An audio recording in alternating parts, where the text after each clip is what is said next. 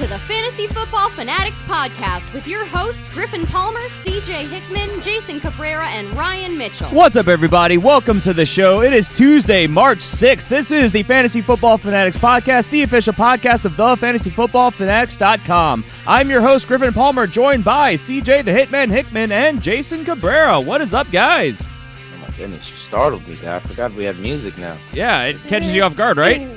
Yeah, It's exciting to have the music back, you know. It was a rough move. We lost a lot of equipment, as our longtime listeners know. If you've joined us over the winter period, we're getting back to what we once were, slowly but surely. But yes, music's back.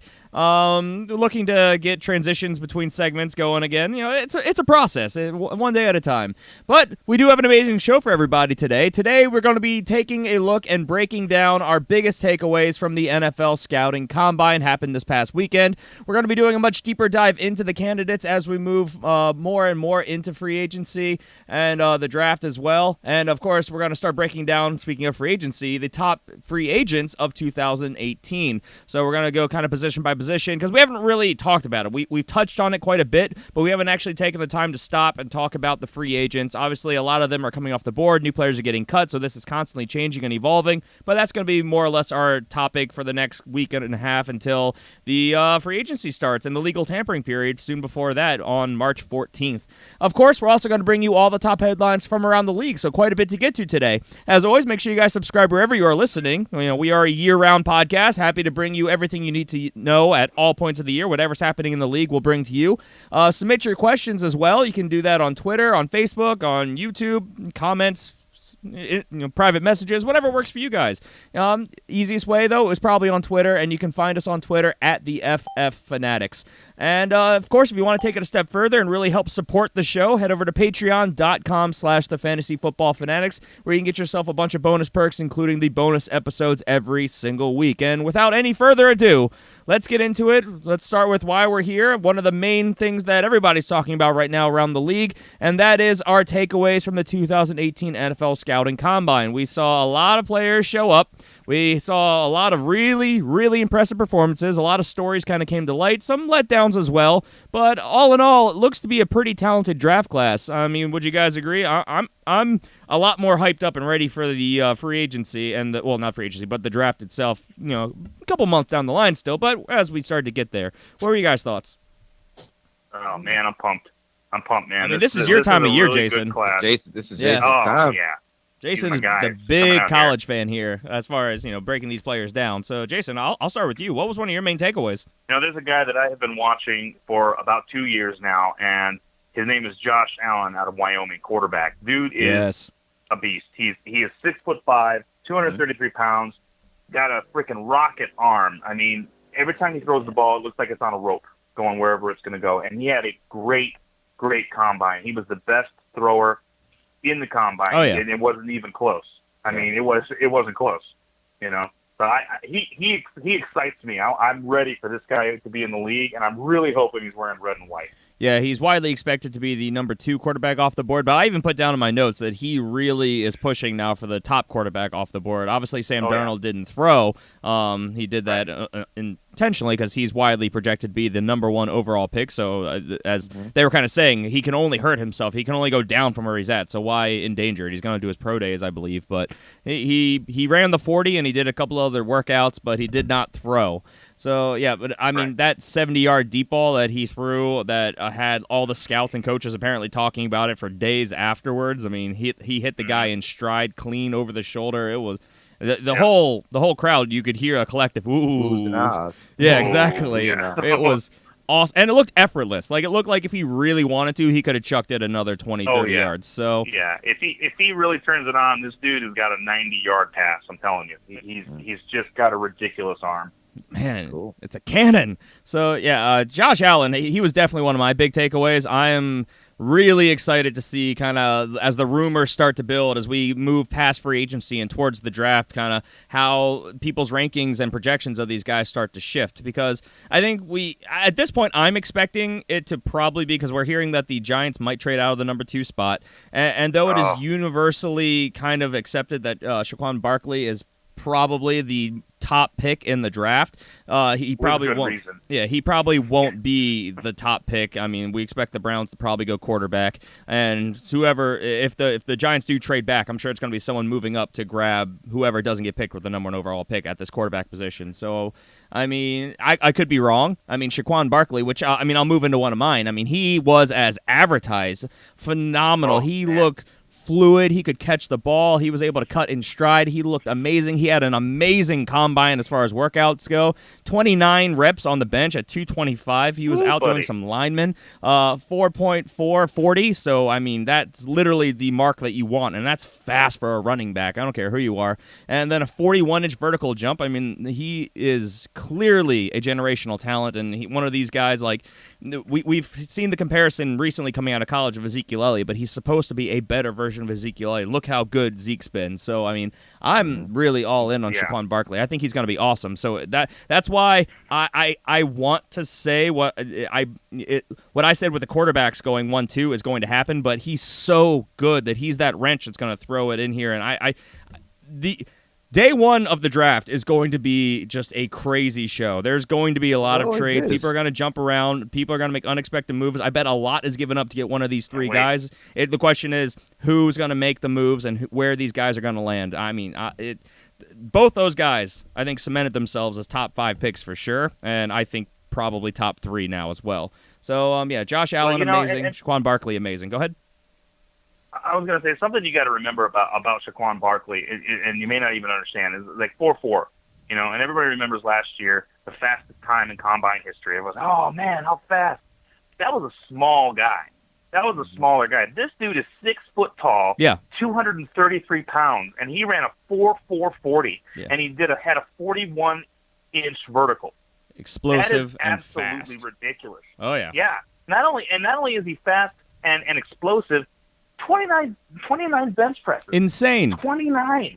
The Crazy. dude is ridiculous. He is an athletic freak. So, if he doesn't go number 1 overall, honestly, if I'm the Browns, I pick him up, and then at number 4, I pick up whichever quarterback's left over, honestly, unless they absolutely love a quarterback in this draft, which they might.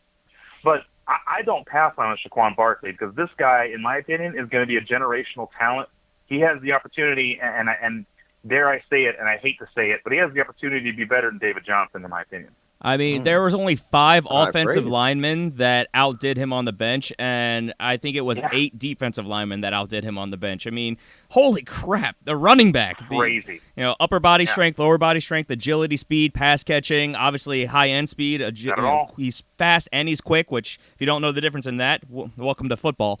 But, I mean, holy crap. So, like I said, I think he's the top talent in the draft. I just don't know if he's going to go number 1 overall. But wherever he lands, I don't care how bad the program is. I think as long as he stays healthy, I think he's going to be a massive fantasy asset, which we're all here for fantasy. So, I mean, I'm trying to skew it that way. And most of the people we're going to talk about are on the offensive side because a lot of you guys don't do IDP. I get it. We do. You don't. Whatever.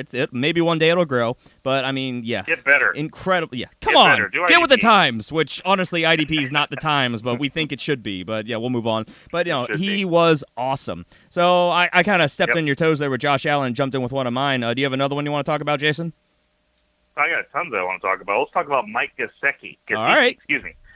This dude it's a tight end, okay? This guy's a basketball background. He's a big, tall guy. Big old tall dude because, he's tight end. But, man, he is so athletic. The guy ran a 4.5, 4.40, which is, it doesn't sound fast, but you got to remember the dude is 6'5", 247 pounds, 22 bench presses. Pretty good for a lanky dude because he's pretty lanky for his height. He doesn't sound it. Again, 247 doesn't sound lanky, but he looks it. He's really athletic. 41.5 inch vertical jump.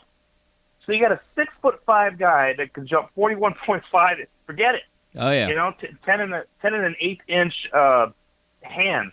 This dude is going to be very, very scary. And he's got that basketball background everybody's looking for in their tight ends now, and a pass catching tight end, and he's got the speed. So here's a guy that I think is going to be had probably in the second round. He may have just solidified himself moving into the first round. I doubt it, though. There's just so much talent. I doubt it. I have him going in the second, personally.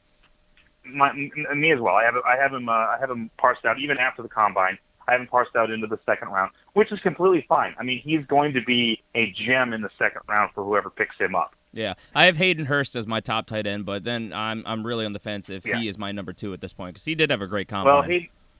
Hayden Hurst is a really good combination tight end. He's a guy that not only a pass catching option, but also a really, really good blocker. Yep. He's a big guy. He's an older tight end, which is interesting. He actually played baseball. He was a professional baseball player. Right. And he ended up coming over to play football. So he's an athlete. He's an older gentleman. He's 25 years old. So he's not going to be a young kid going into that locker room. So you've got instant leadership in Hayden. I like him as like I said, he's a combo guy. Yeah, and something to think about too if you're doing dynasty rookie drafts because he's an older guy, so you're not going to get as many years out of him, like you said. So just putting that out there. Absolutely. But yeah, good athlete, usable in all assets, and I have him projected to go first round. I'm not sure exactly where I think he's going to go yet, though. If that's a fair thing to say. I got Mike Andrews before him, but I do like him too. Yeah, I've seen some projections of him going to the Jags at 29, and I mean I could see it. You can see that. Yeah.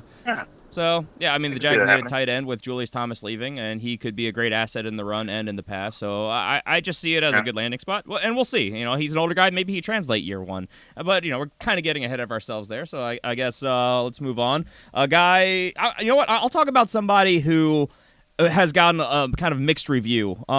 Calvin Ridley, who's been widely considered the top wide receiver in the draft out of Alabama, he got a lot of heat and some hate, and people were kind of bashing him left and right, talking about his combine numbers. They're saying, he was really bad, he was disappointing, and I mean, he didn't really excel in a number of the categories, but I thought he had a solid day. I mean, he ran a 4.43 40, which is by no means slow. 15 reps on the bench was a little bit low, I'll give him that, but 31-inch vert, that was a top 3 for a wide receiver. 110-inch broad jump was the top among wide receivers, so explosive legs. He was okay on the cone drill. He was 6.88 seconds. 20-yard shuffle was okay. He said not bad. Okay. I said not. It's not bad. Oh yeah, I thought you said Griffin, as in you were trying to jump in and say something. 20-yard shuttle was all right. He didn't do the 60-yard shuttle, but I mean he was all right. He looked pretty fluid out there running the drills as well. I mean I thought he didn't help his stock, but I also thought he didn't really hurt his stock either. I think people were expecting him to be a little bit faster, and I think that's where he got some hate. Everyone was kind of thinking he was going to put down a sub 4.40. He was close. I mean basically as long as you get if you want to be a fast receiver, as long as you're sub 4.5, I think you're good. So I think he did fine. What were your thoughts on him, Jason? I really like Calvin Ridley, and this is one of those situations where you look at the combine and you're like, okay, underwear Olympics. You got to remember, put this guy in pads, and he is a damn good football player. Yeah, watch him play. I mean, watch him play. He's got explosiveness. He's got the ability to run very, very good routes. He's got a very high grade on him, and that's because not only is he fast, and 4.43 40 is by no means slow. Okay, guys? Right. It's not slow. But not only can he run that 4.4 40, but he's also a very solid route runner. He's very good at finding space in the open field. He can break down the defense. He's a very, very good wide receiver. Yeah, his numbers were not, the best, most elite Saquon Barkley-esque type numbers. That's okay. I don't necessarily need to see that. I need to see him catch the ball. And that's where he excels, catching the ball. And he did a very nice job in the pass drills. So, and I thought his speed was adequate for his height too. He's 6 foot tall, so he's kind of in that threshold. You expect those sub 6 foot guys to do the sub 4.40s because they're smaller. Right. There's less mass. You expect the taller guys to be around 4.5, and he was right there at 4.43. So at 6 foot tall, 190 pounds. So I think he did what people expected him to do. He didn't wow, like I said, but I'm completely okay with what he put down. So I don't know. That's my thought. Who was someone else who jumped out at you? Well, we're talking about wide receivers. I'll talk about DJ Moore. All right. I like DJ Moore. He's a little bit under the radar, and that's okay. He looked actually really good, in my opinion. We just talked about 4.43 40 for Calvin Ridley. DJ Moore ran a 4.42. Right. He is again 6 feet tall, 210 pounds. So he's about average height for a wide receiver. 39.5-inch vertical leap, pretty good. 132-inch broad jump, pretty good. So again, this is a guy that is a little bit under the radar, but he's going to be a solid performer in this league, a solid number 2 coming out of the draft, has the potential to be a number 1 down the line once he, gets into the route running and stuff like that. But overall, I did like DJ Moore's day. I think he made a case to push himself up into the second round. Yeah, he's being widely considered, his comparison to current NFL players is Stephon Diggs, and I think any team would like to have a Stephon Diggs right now. Like Absolutely. I said, fast, 6 foot tall, pretty explosive. Mm-hmm. I see him going in the second. I have him somewhere around my 5th wide receiver off the board, and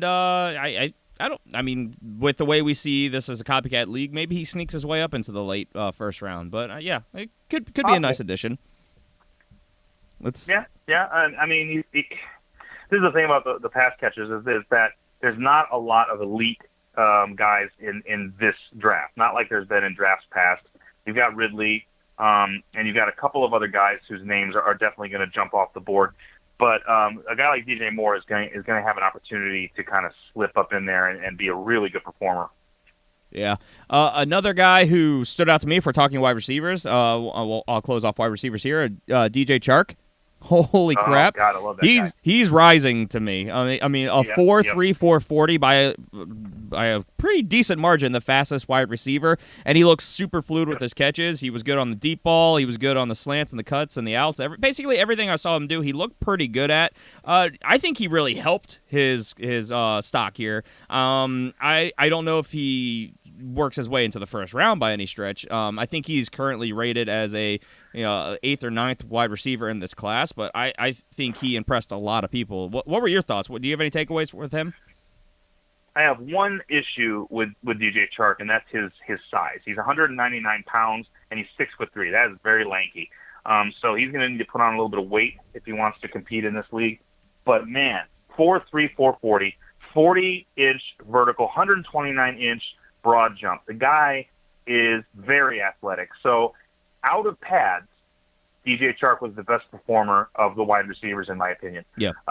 In this combine. Now you got to remember, you got to put the pads on him, and he's an LSU guy. So I mean, he's tough. Those guys are all tough, But DJ Chark, I would not mind at all seeing him go somewhere in the mid-second round, maybe even upper second round. Yeah, I could see it. And honestly, I think he kind of earned that. The pro days are going to be interesting to see how he kind of pans out. But I thought he looked pretty Calvin good. Ridley's going to run a sub 4.40 at his pro day. I would expect so. I think he's going to try and get that down, and everyone expected him to be able to do that. So I think he kind of gets that right, and we're going to have some updated stats as we move into the actual draft itself. But yeah, I agree. DJ Chark, second round sounds about right for me. Anyone else that really kind of stood out to you? I'm going to do 2 more. Both of them are linebackers, so for your IDP fans out there. I really like Leighton Vander Esch. He's a really good, just hard-nosed football player. 6'4", 256 pounds. He's a freaking load. Ran a 4.65 40, so not lightning fast, but he had a 39-plus inch vertical jump. That's pretty good for someone of his size. And this is a guy that can run sideline to sideline. This is a guy that can stuff the run. I mean, 256 pounds coming in there, going after a running back. He's going to be awesome. And then, of course, we would be completely amiss if we did not mention this kid, Shaquem Griffin. Yeah. Holy crap! This incredible workout is a freaking beast. He has one hand, Yep. And the guy did 20 reps on the bench press. That is just absolutely amazing. I think, honestly, if this guy had 2 hands, I think we'd be talking about a top 10 prospect.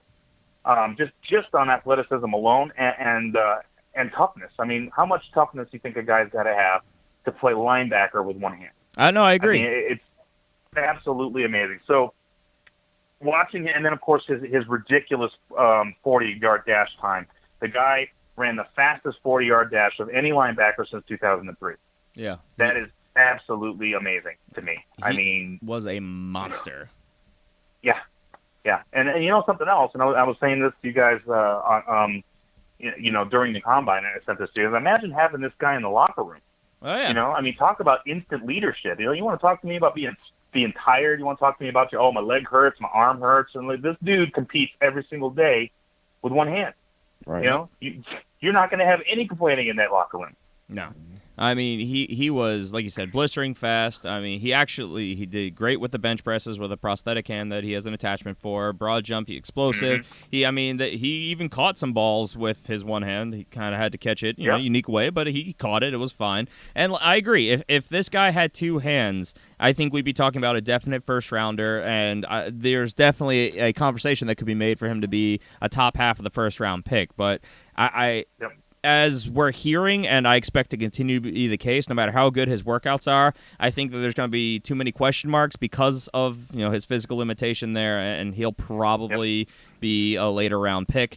Though the work ethic, the ability, the physical aspect, the talent, it's all there. So it's a tough situation, and I heard NFL.com's Mike Mayock talking about it. He's going to be a really polarizing figure, and he's going to spark a lot of conversation, a lot of debate, and it's going to be really interesting to see what team can overlook the shortcomings and maybe take that shot on him, because he should really pay off. And we've seen, think about JPP, with what he did to his hand. I mean, to be fair, as a defensive lineman, he's not expected to be intercepting the ball as much, but I mean, hey, we've seen with a club you're able to still play, so, and he should be able to get tackles, so we'll see.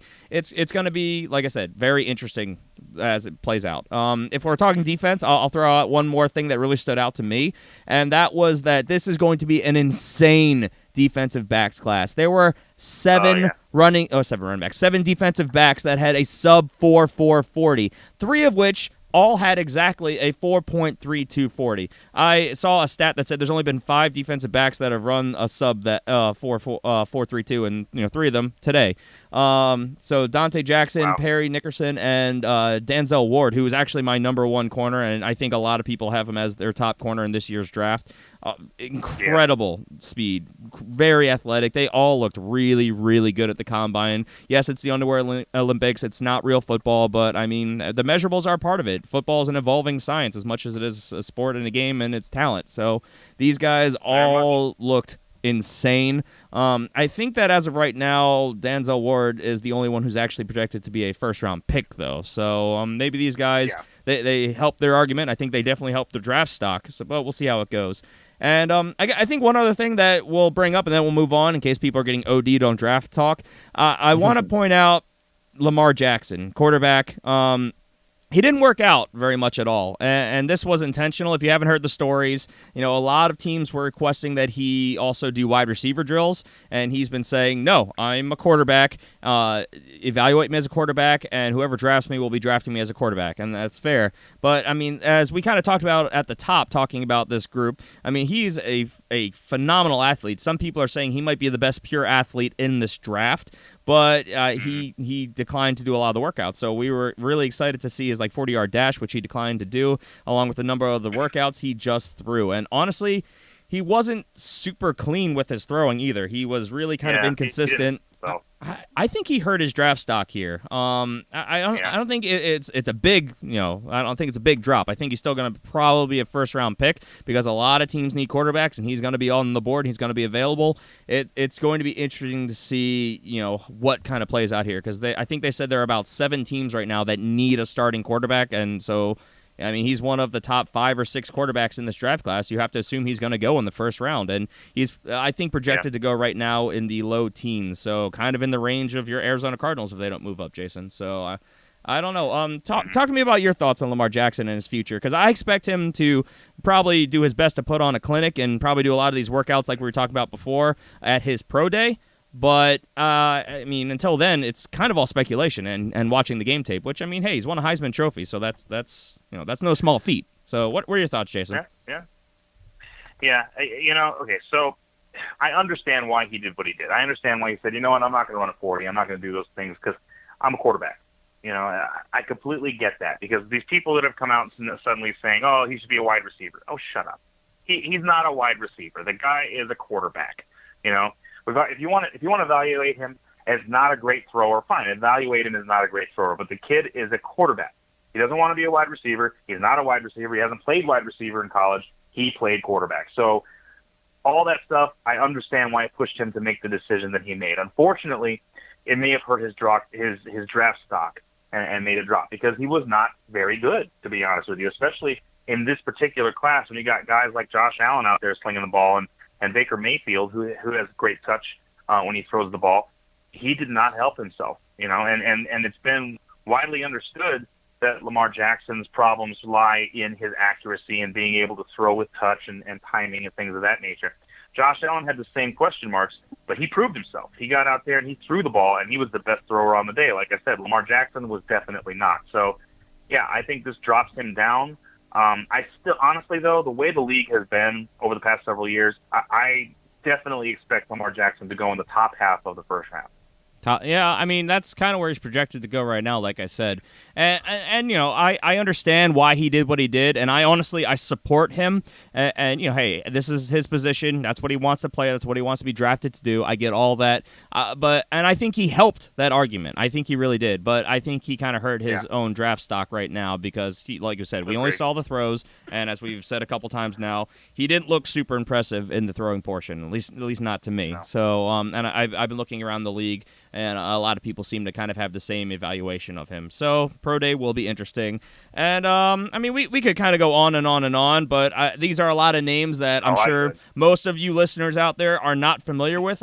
These are some of the bigger prospects, so a good number of these guys we expect to go in the first round, as we've been saying. So you will soon know these names. I'm sure a lot of these will be names we'll be talking about for years to come. But as of right now, we'll move on so we don't overdose you on these rookies. We have a couple months to kind of familiarize you guys with these and who to target. Obviously, once the draft has come, we'll also be talking about them quite a bit on who to draft in your leagues and for your dynasty leagues, your rookie-only drafts, and so on and so forth. So we'll get to all that. But let's go ahead and move on to some of the top headlines from around the league, get to some names people know. We'll start off with ESPN's Chris Mortensen, who reports that the Philadelphia Eagles are seeking more than the first and fourth round picks that they received for Sam Bradford in order for them to trade away backup quarterback Nick Foles.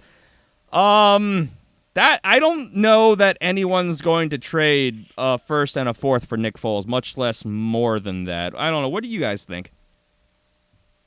Well, I mean, right now there's a lot of teams still that are in need of a quarterback, and some teams don't have the luxury to be able to wait and develop a quarterback.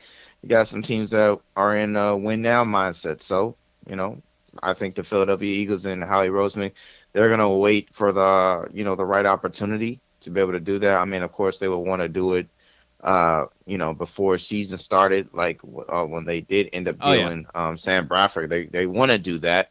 Right now, I just heard reports, just keeping my ear to what's going on, that Buffalo is one of the teams that's trying to send a second-round pick. I heard that as well, Eagles. Yeah, but they want I feel like, this is a very interesting situation with this being the first Super Bowl for the Eagles, and they love and they appreciate Nick Foles, and I don't really see them doing him wrong and sending him to Buffalo. I know no shots to Buffalo, but that's still a team that is getting stuff together and trying to find their identity. So I really don't really see the Eagles doing something like that, sending to a team. Anything, I think they'll probably do right by him. Probably.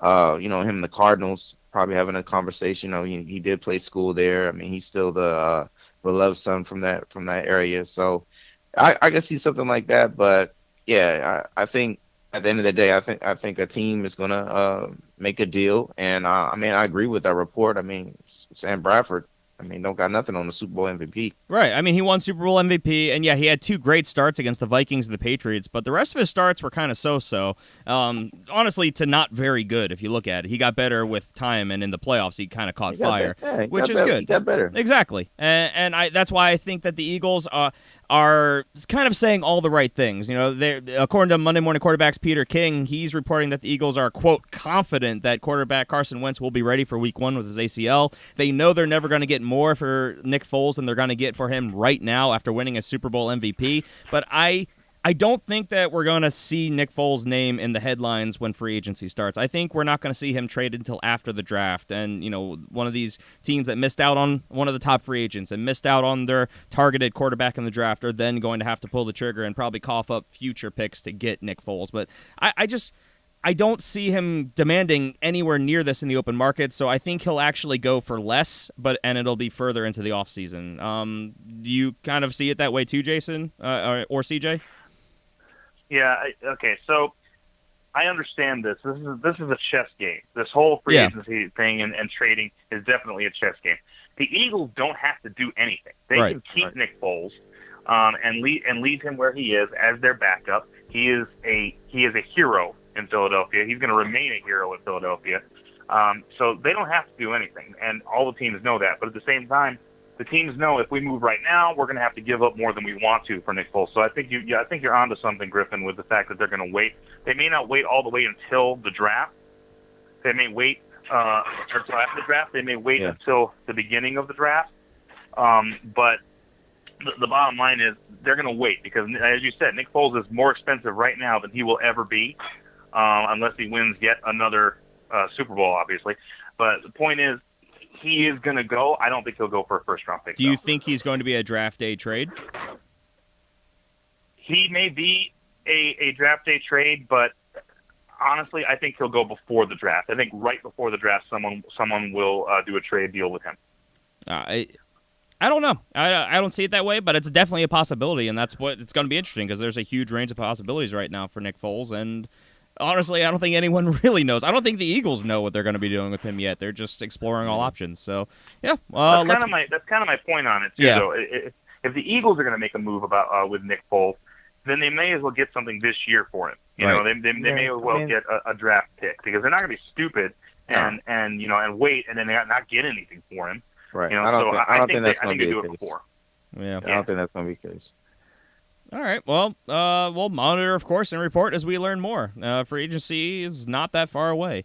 Let's move on to the running back position. Now, this is kind of funny. Pittsburgh Steelers are expected to franchise tag running back Le'Veon Bell for the second year in a row at some point later today today is the end of the opportunity for them to tag free agents. So, it's 2 years in a row. Le'Veon Bell made the big fuss that if he's franchise tagged, he'll retire. Doesn't look like it's going to be the case. Under the franchise tag, he's set to make about $14.5 million this year. And I just want to also point out that, yes, he's set to make that, but that doesn't mean that they aren't still going to sign him. It just buys them more time, keeps him from hitting the open market. Do you guys think he signs the tag, though, or do you think he holds out?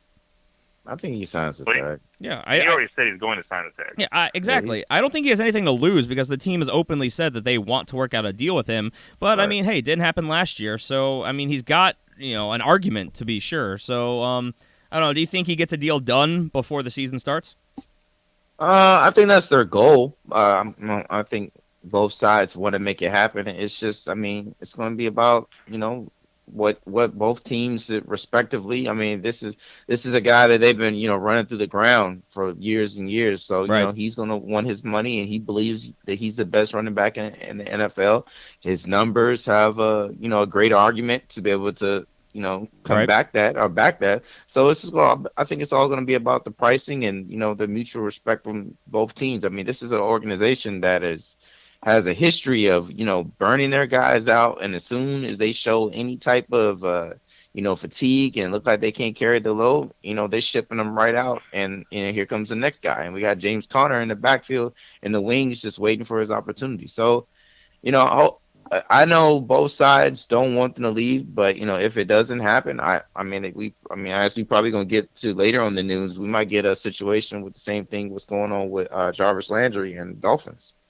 It's true. So we'll see how this all plays out. But clearly the top running back in free agency and in a number of people's opinions, the top free agent in this year's free agent class, not going anywhere. He's going to stay in Pittsburgh. Let's move on to the wide receiver position, though, where it's getting a little bit interesting in Jacksonville, where JacksonvilleJaguars.com writer John Oesher, I think is his name.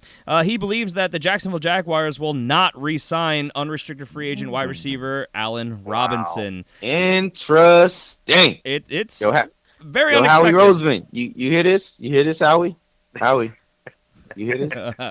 Now, this is on the heels of, we've been talking about for weeks now how the expectation has been that, and reports that we've even heard coming out of Jacksonville, that they plan to franchise tag Allen Robinson. Well, they have until, I think it's 4 p.m. today, if you're listening to this on Tuesday when this is posting, to assign the franchise tag. But apparently, according to this guy, there's been very little chatter of Jacksonville actually doing it over the last week or so within the building. So, I mean, this is interesting and very unexpected, especially for a team that needs to upgrade the wide receiver position to advance off what they did last year, arguably a Super Bowl contender. And they're possibly losing Marquise Lee as well, right? This is both of their young wide receivers. So, I mean, Griffin, this is your guy. I mean, Allen Robinson, you're a big fan of him. Why do you think the team's feeling like this? I honestly don't know. I don't know if they feel like he's going to be worth more than he's going to demand more than he's worth. Maybe they're scared off by his injury. It could be maybe they think that they have a good chance of re-signing him for less and they don't want to pay him the franchise tag. But even if they franchise tag him, they can still work out a long-term deal. It's really...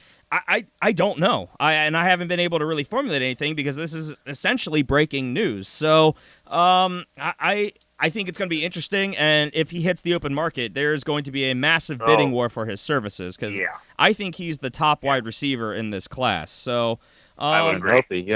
Absolutely.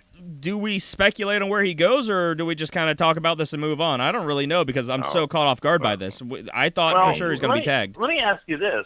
What in the world is Tom Coughlin doing over there? Because no idea. They just signed Blake Bortles. I mean, they just signed Blake Bortles to a 3-year deal. It's more like a 2-year deal, but still, they just signed him, and now he's losing both of his weapons in Marquise Lee and Allen Robinson.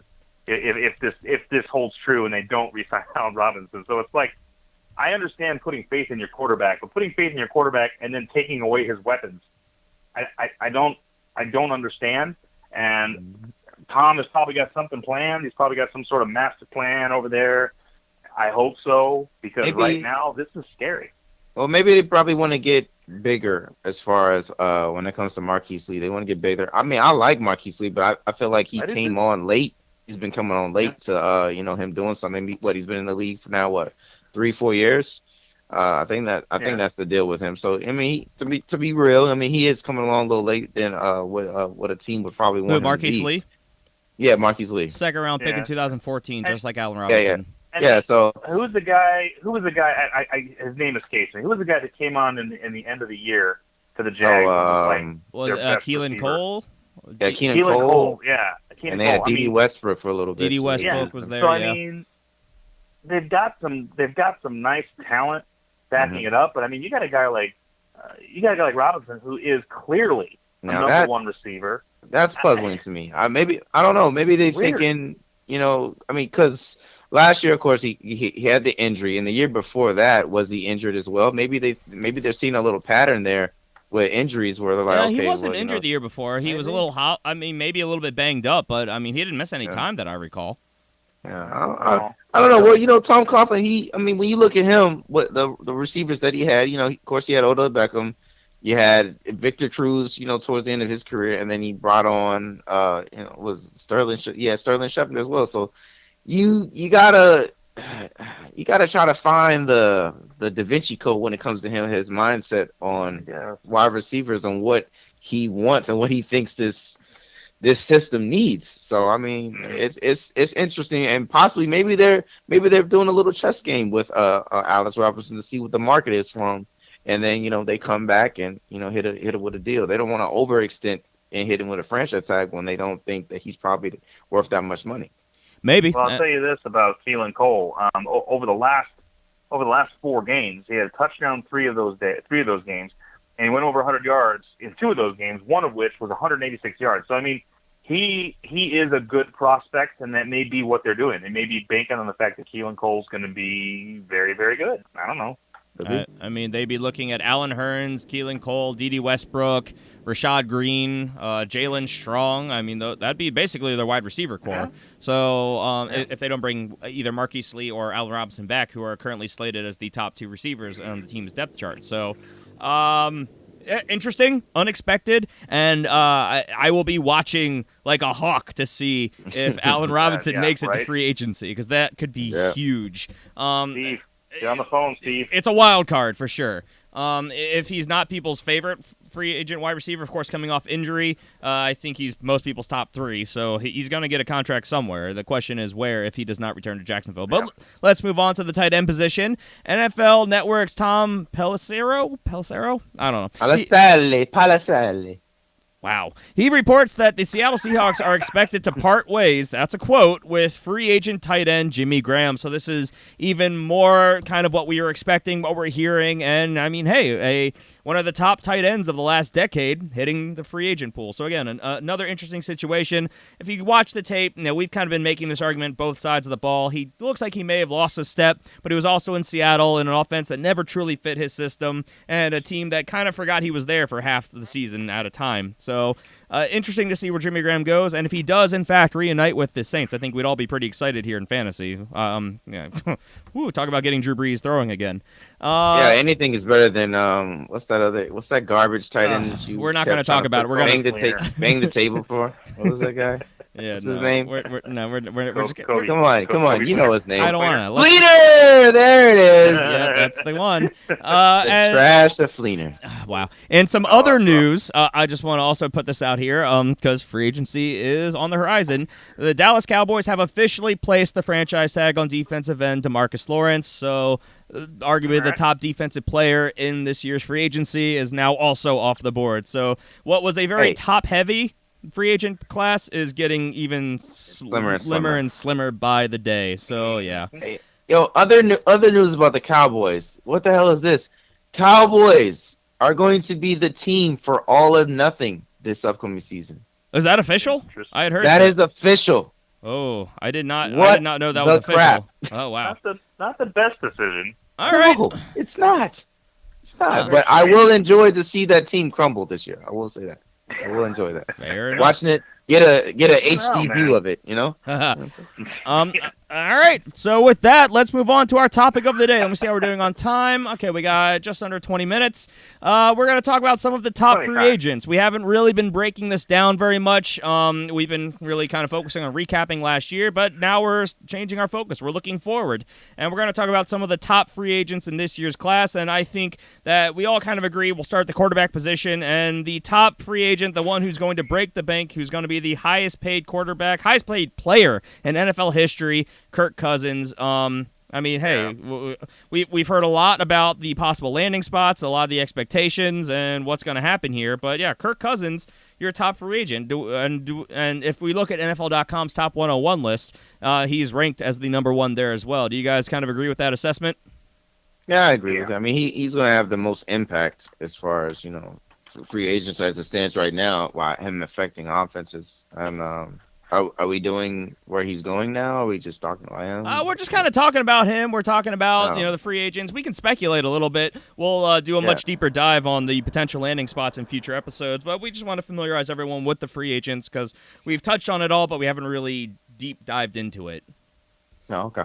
So, in fact, I'll run down the list of the top candidates at the free agent quarterbacks. So, of course, there's Kirk Cousins. Drew Brees is also obviously a huge name, but it's widely expected that he's going to re-sign with the Saints for a cap-friendly deal that a lot of people are arguing why. I mean, he's that good. He should be paid as such, but he wants to compete. He wants the team to be able to go after a second Super Bowl ring. So, being a team player, taking a underinflated contract at a time where basically whenever a quarterback comes up to free agency, they set the market. But, hey, Drew Brees being a team player.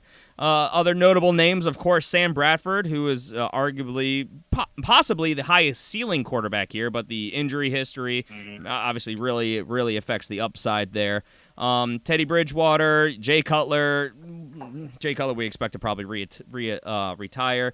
Case Keenum, I would say those are the top names. There are a couple others, A.J. McCarron, Josh McCown, of course Mike Glennon back on the free agent pool. So there he is. Hey, Leno. So these are some of the names to look out for. Do you guys want to talk potential landing spots for any of these guys? Any that stick out to you? Ones that you think are going to obviously be signed before the rest? I mean, the floor is yours. What do you guys think about this quarterback class? Well, to be honest, Jason, I meant to message you about this, man. So A.J. McCarron, he's on this list. How do you feel about what if your fantasy comes true? The Cardinals can be able to go out there and get Josh Allen, but organizations, they don't want to throw rookies out there. They wouldn't like to throw rookies out there and feed them to the wolves. But how about you pick up AJ McCarron to show the rook how to conduct themselves as a pro, and you roll with him for a couple of years? Well, I got a couple problems with that. The first problem I have with it is AJ McCarron hasn't done crap in this league. So what's he going to teach him? He knows about as much as Josh Allen does at this point, other than how to stand on the sideline and hold a clipboard. Now, I like AJ McCarron. I think he's going to be good somewhere. He won 2 national championships in the NCAA, so he's a proven winner. He has a very limited ceiling. So he's going to be, I think he's going to be more like an Alex Smith type of quarterback. Someone who needs a really high level game manager is gonna get someone good when they go after AJ McCarron. So I don't see that being the play that Arizona makes. You have to remember what they're going to be doing is they're looking for somebody to appease Larry Fitzgerald. That's why he's coming back, because they said, Larry, we're going to go get a vet. It's going to be okay. Don't worry. We're going to get a vet. And I don't think AJ McCarron fits that bill, but it's a good thought. I mean, he's a good all-around quarterback, but I think more than likely he's going to end up somewhere like Cleveland or like the Bills. So somewhere like those 2 landing spots, he'll probably end up there. For Arizona, honestly, if we're going free agent, I think Sam Bradford is the play. He's a guy that has that high ceiling, like you mentioned. And if my dreams do come true and Josh Allen comes on board, you got the most accurate passer available in Sam Bradford to help teach Josh Allen how to be more accurate, how to get his feet under him, how to do all the things he needs to do. And if he goes down, you got Josh Allen waiting to go. So I think it'd be more like Sam Bradford to Arizona, AJ McCarron probably to I think the Bills, honestly. I think the Bills will probably look at him. I mean, he's commonly being linked to the Browns, who tried to trade for him earlier in the season. So we'll see how it all plays out.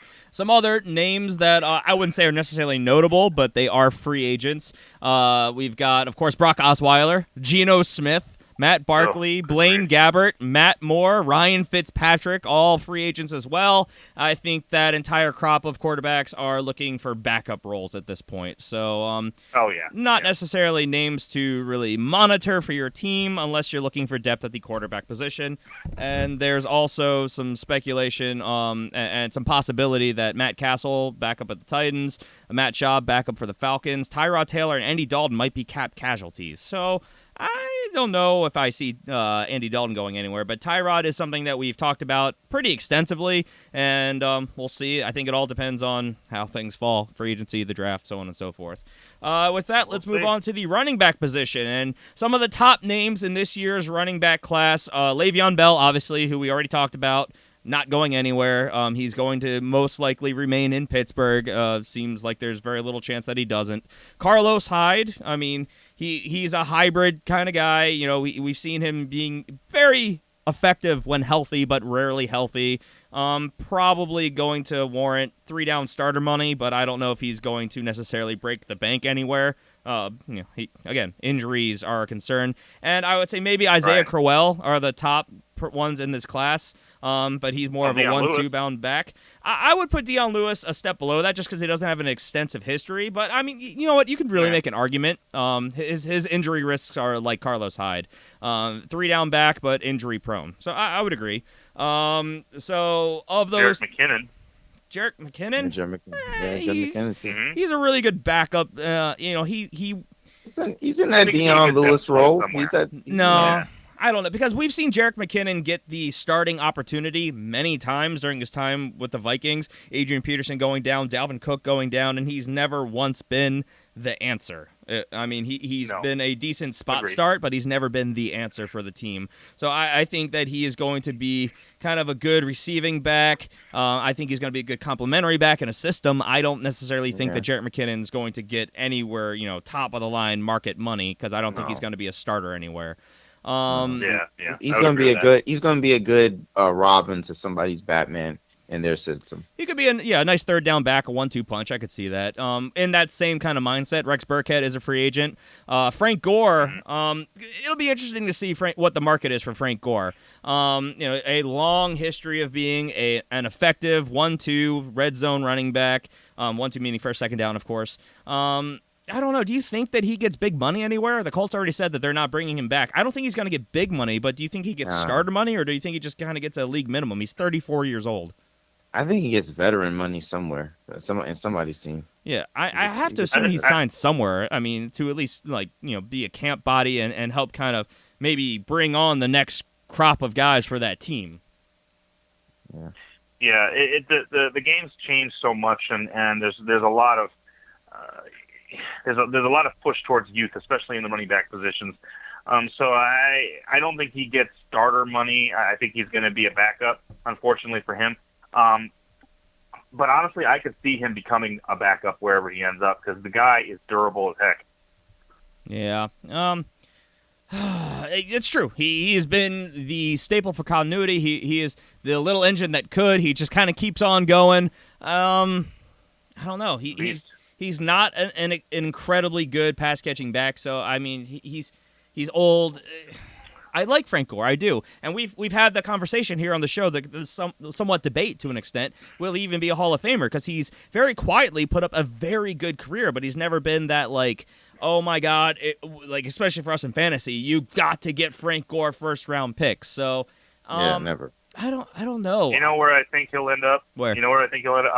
I'm going to make a crazy guess right now. I'm going to say the Patriots. I could see it. I think he ends up on the Patriots. Yeah, I think they go out and pick him up. That's some Patriots stuff. Well, that's Patriots-esque. But that's Patriots-esque. They already have Mike Gillislee though in that role. I don't know if they really need Frank Gore. I don't know if they'll. Yeah, we said the same thing last year. Yeah. Yeah, but Mike Gillislee is under contract. Piling on the running backs. Yeah. Was that? That's true. They like to have 100 running backs on their 53-man roster. I know that. So yeah, maybe. It could be. It could be a sneaky pick, but I don't know. Frank Gore out there, he's kind of that gray area where if it was a couple years ago, I think we'd have him in that kind of upper tier of guys, but now 34 years old, he has been slowly diminishing his totals, but I mean, it's hard to really impress when you've had an injured Andrew Luck and then a season without Andrew Luck, and they were just stacking the box against him, and he's still getting the job done. So, I mean, I like Frank Gore. I'll be interested to see where he goes. It's someone I'm going to be monitoring very closely. Damian Williams is a free agent with the Dolphins. I say get him out of there. Give Kenyon Drake the ball, but we've already heard that the Dolphins want to pursue another running back, so that's disappointing. Chris Ivory, he's been cut. Nope. We already know that. Not a thing. Probably not. I think he's going to be a number 2 somewhere. He's not going to get big money. Injury concerns are a thing, so we'll see how that kind of plays out. Shane Vereen is a free agent, receiving back. I don't know if he gets any type of money. He'll go somewhere. He's a third down back. I mean, he's pretty shifty. Maybe he gets a job kind of working out of the slot also, but yeah, he's not going to be a franchise running back. He's not going to be a fantasy weapon, I don't think. Here's one for you. Orleans Darkwa. I saw that. Orleans Darkwa, yeah, same team. Should be interesting. I don't know. He's good in flashes, but he's not consistent enough. I don't think he's going to demand a big contract anywhere. I think he's going to get probably a minimum contract somewhere. I don't know. Yeah, I see minimum contract with him too. What about Doug Martin? He's an interesting name, though. I think he's going to stay in division. I think he's going to stay in division, man. I feel like the Panthers are going to pick him up, man. I don't know. I feel like the Panthers are going to pick him up. I just feel it, man. It's going to be it's going to be weird, but I see the Panthers picking him up. Could be. Again, as we talked about, I think on Friday's show, if you follow the trends of his career, he's in yards. Wow, he's on pace for a 1,400-yard season this year. So hey, Doug Martin, sleeper. How about Andre Ellington? There's an interesting name. Andre Ellington. Your boy. You know what? Boy Andre. Cardinals. He comes back to the Cardinals. Comes back to the Cardinals. Discount. He comes back. They won't take him back. No. You know where I think he goes? I think he goes to the Jaguars. Jaguars, huh? They compliment to Leonard Fournette. They need a good pass-catching running back, but they also have. They already got T.J. Yeldon. Yeah, they have Yeldon there. That's the name I was about to say. Yeah. I don't know. I don't think so. I mean, maybe. I wouldn't say it's not possible, but I don't know if I see it. Jeremy Hill is another big name, of course. Jonathan Stewart. Those are both big names. Jeremy Hill really kind of needs to get a resurgence in his career. Had a great rookie year, and he's been downhill ever since. Yeah. I can see him going. I can see him going to Buffalo. I could. Yeah. I can see that. Try to revitalize that career. We'll see. Yeah, LeGarrette Blount, obviously a free agent as well. I don't know. And then, of course, there's a number of players who, honestly, I like the crop of potential cap casualty running backs better than a lot of these other guys. Some potential ones. C.J. Anderson, of course. Marshawn Lynch, though I think everyone's kind of expected that Gruden has, he's come out and said he likes Lynch and he wants to hold on to him, so I don't expect Lynch to be going anywhere. Lamar Miller, DeMarco Murray, Adrian Peterson. Is he already a free agent, or are they still just talking about cutting him with the Cardinals? They have not cut him yet, but they are going to. I didn't think so. I think those are the biggest names. Bilal Powell with the Jets as well, I know, has been said to be possibly a cap casualty. But the Jets already have a lot of cap space, so I don't know if they're going to make a move until they maybe grab someone in the draft or maybe get somebody else for cheaper in the free agency. So some notable names at the running back position.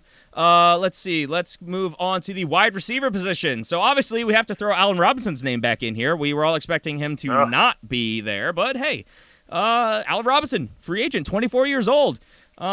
His biggest knocks against him. It's fine. Bring him over here. Yeah, no, I'll happily take him. Number one receiver.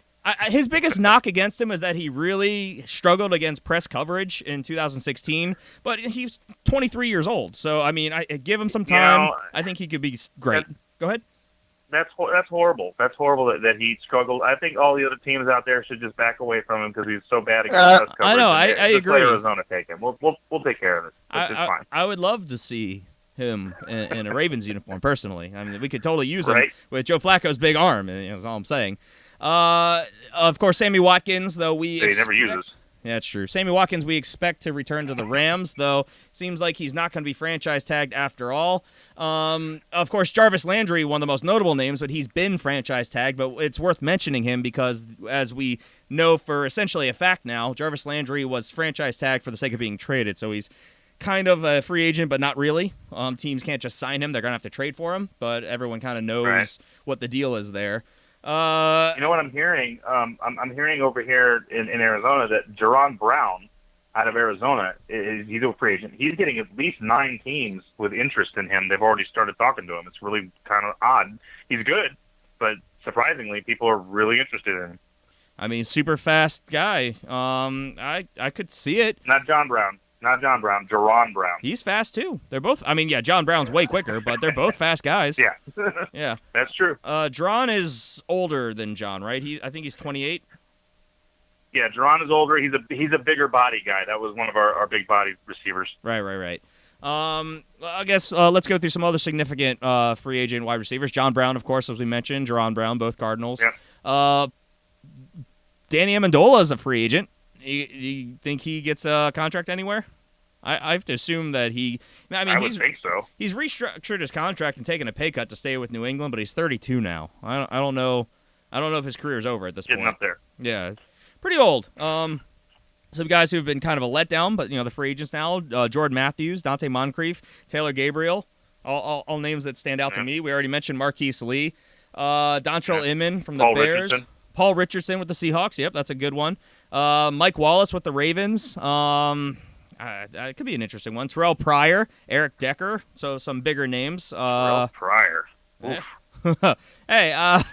he had a good 2016. Terrible 2018, as we know. He was our dud of the year. Bad. It just never really clicked with him in Washington. Then, of course, he got hurt. No. That didn't help. No. A couple other names as well, but these are the ones definitely worth mentioning. Any of these guys really stand out to you that you think are going to demand a lot on the open market or have a real chance of signing a decent-sized contract?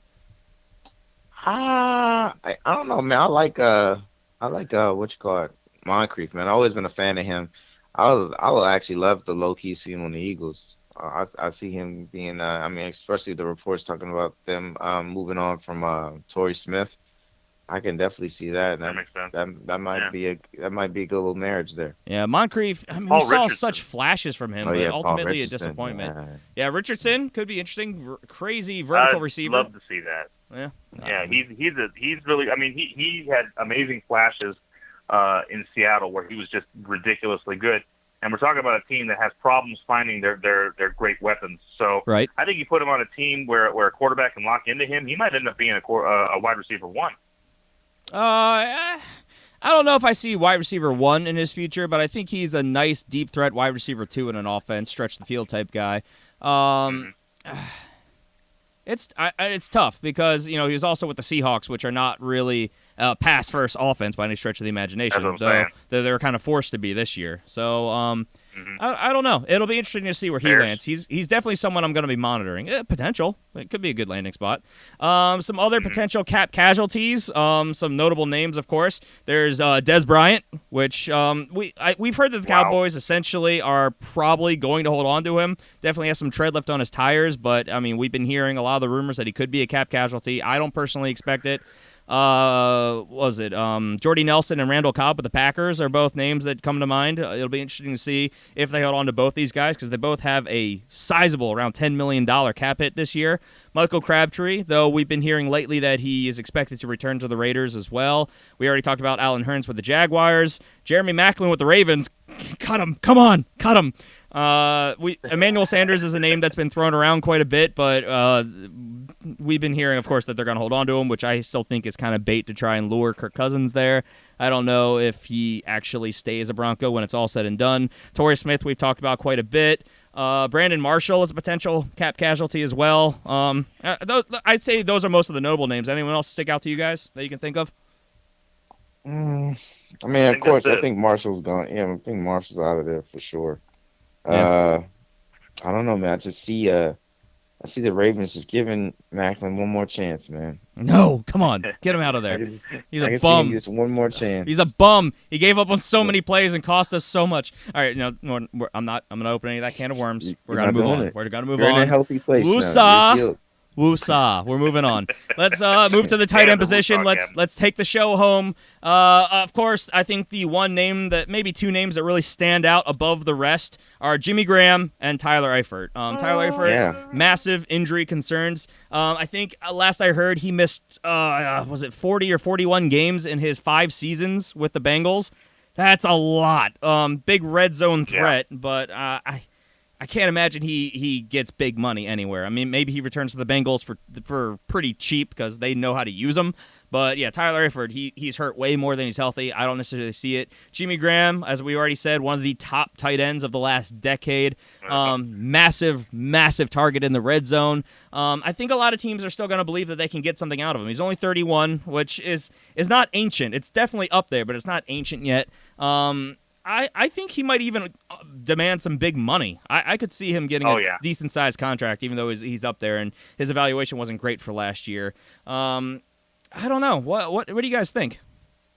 I know we kind of touched on it already, but yeah. I mean, no, he's going to get big money. This guy, like you said, is one of the best tight ends in the league over the last several years. Played extremely well with Seattle, even though Seattle didn't look his way as much as they should have. I think he's going to demand big money. He's going to go somewhere that needs another pass-catching threat. And it's going to make me absolutely sick, but I could possibly see him going to the Cowboys. Ugh. Ooh. Jason. I know. Ugh. I know. Jason. But think about it. Jason Witten, Jason, they don't have money to do that. They don't have the money. Right now, the Cowboys have the third least cap space in the league right now. The only ones that have less cap space than them right now are the Eagles and the Dolphins. So, I just see them moving stuff around to do that kind of thing, and it doesn't make me happy. But I could see a world where it happens. Just kicking Jason Witten to the curb. I see how it is. Some other notable names that I definitely think are going to be in the conversance. Antonio Gates, he's 37, but he wants to come back. Just go away now. I know, right? What's left? Gates is like that. He's like that knight in frickin' Indiana Jones and the Last Crusade, where they get to the end and the knight is just standing there waiting for Hunter Henry to take over, and it's just like, good God, why aren't you dead yet? Go out of the league. Antonio Gates is like Ric Flair when he was wrestling for TNA. It's like, dog, your best days are over, man. Just hang him up. Just hang him up. Just hang it up, Rick. Yeah, that's true. Some other notable names: Austin Severian Jenkins. Pretty athletic. Ben Watson, though he's also ancient, same age as Antonio Gates, but I mean he was actually pretty darn good last year. A couple other names that you may or may not know: Richard Rogers, huh? Yeah, Trey Burton, man, he's gonna be really good. Man. Trey Burton with the Eagles, yeah. He's gonna be really good. I can't wait. It's like bittersweet because it's like for the Eagles, it's gonna suck because he's been a great player. Man threw a dime in the Super Bowl to Nick Foles. That's true. He did throw that touchdown. But man, when he gets on another team and he becomes a full starter, he's gonna be good. Yeah. Could be interesting. Virgil Green, Luke Wilson, Anthony. Virgil Green's gonna be sneaky, man, because he's not that much of a pass catcher, but he's gonna be great for those systems that just want a good blocking tight end. This might be a Patriot guy. I can see him going to the Chiefs, possibly Eagles, possibly those teams that like their tight ends to block. Even go to Arizona, but I don't know. I mean, you guys got a new regime. You got a new regime now, so you might use the tight ends. One name that's been kind of linked to us recently is Ed Dixon, actually out of Baltimore. Panthers, because Panther lately, drafted by my Ravens. Panthers. Yeah. But I mean, he's good, and obviously he knows the regime in Arizona, but. And he showed out a little bit when when they lost oh my goodness, Greg Olsen. Greg Olsen went down. 500. Dixon stepped in. Well, he's always been athletic, but he's been an injury risk, and he's kind of inconsistent. I can say that watching him as a Raven for years and years. But absolutely. Yeah, we're way over, so we got to get out of here. I'll just name a couple potential cap casualties. Dwayne Allen's been listed as a probable cut. Eric Ebron with the Lions, possibly. Julius Thomas, we've already heard that they're going to cut him. It just hasn't happened yet. I would say those are the most notable names. Maybe a couple more that come to mind, but we'll cover them more when we come back on Friday when we're going to be covering some of our free agent projections. So we've been talking about the guys. We're going to kind of deep dive, analyze, and kind of see where we think these guys are going to go based on team needs. So it should be a lot of fun. As always, make sure you guys subscribe wherever you're listeing. We are a year-round podcast, happy to bring you all the stuff you need to know. As you can probably tell, here we are talking 2018 season, and it's not even the new league year yet. So if you have any questions, also make sure you submit them. As we already mentioned, the most easy and consistent and common way to get them to us is on Twitter at the FF Fanatics. We'll happily answer them on the show as well. Or you can follow us individually. I'm at GPalmerFFF, CJ is at CJHickman89, and Jason is at Jason Cabrera13. So with that, we are out of here. Any parting thoughts, guys? Hey, man, a world without DeMarco Murray is a world for me. Wow. Jason, any parting thoughts? Yeah, man, it is time for free agency, and after that is my favorite time. Draft time's coming up. It is coming right around the corner, and we'll be here for every step of it along the way. So we're out of here. Take care. See you guys on Friday. Bye.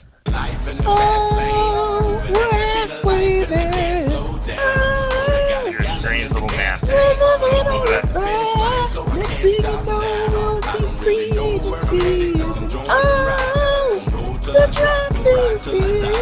You weren't even alive in 8. What are you doing? Wow. Yeah, I know that's happening right now.